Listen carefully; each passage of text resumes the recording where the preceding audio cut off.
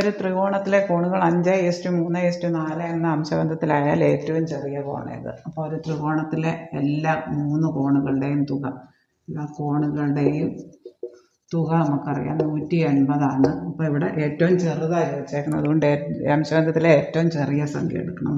3 / ഇത് 3 കൂടെ കൂട്ടണം. 3, 4, 7, 5, 12 ഗുണം 180 ആ കോണുകളുടെ തുക. അതായത്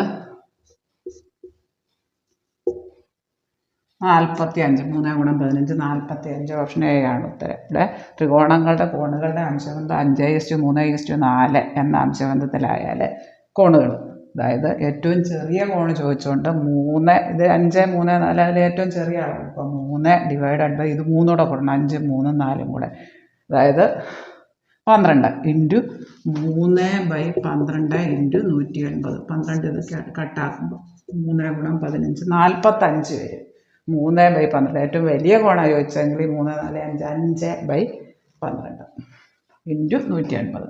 ഇവിടെ Z = X + Y ൽ X -10ഉം Y 3 ആയാൽ ഇസഡിൻ്റെ വില എത്ര? ഇസഡ് കാണാം നമുക്ക്. Z = X + Y. X എത്രയാണ്? -10. Xന് -10 എന്ന് വില കൊടുക്കുന്നു, Yക്ക് 7 എന്ന് കൊടുക്കുന്നു. രണ്ട് വ്യത്യസ്ത ചിഹ്നങ്ങൾ ക്രിയേറ്റ് ചെയ്യാൻ വന്നാൽ വലിയ സംഖ്യയിൽ നിന്ന് ചെറിയ സംഖ്യ കുറച്ചിട്ട് വലിയ സംഖ്യയുടെ ചിഹ്നം കൊടുക്കുക. 10 ൽ 3 പോകെ 7. വലിയ സംഖ്യയുടെ ചിഹ്നം -7.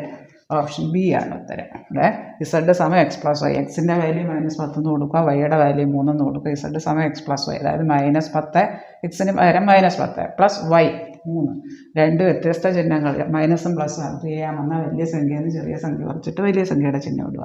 അതായത് 10 ൽ 3 പോകെ 7. വലുതിൻ്റെ ചിഹ്നം -7. ഓപ്ഷൻ ഡി ആണ് ഉത്തരം. കൂട്ടത്തിൽ പെടാത്തത് ഏത്? ഇവിടെ 16 ആണ് ഉത്തരം. 16 മാത്രം ഒരു പൂർണ്ണവർഗമാണ്. 4ൻ്റെ സ്ക്വയറാണ് 16. ബാക്കിയൊന്നും പെർഫെക്റ്റ് സ്ക്വയർ അല്ല. 16 ഒരു പൂർണ്ണവർഗമാണ്. അതുകൊണ്ട് 16 ഒറ്റപ്പെട്ട് നിൽക്കുന്നത്.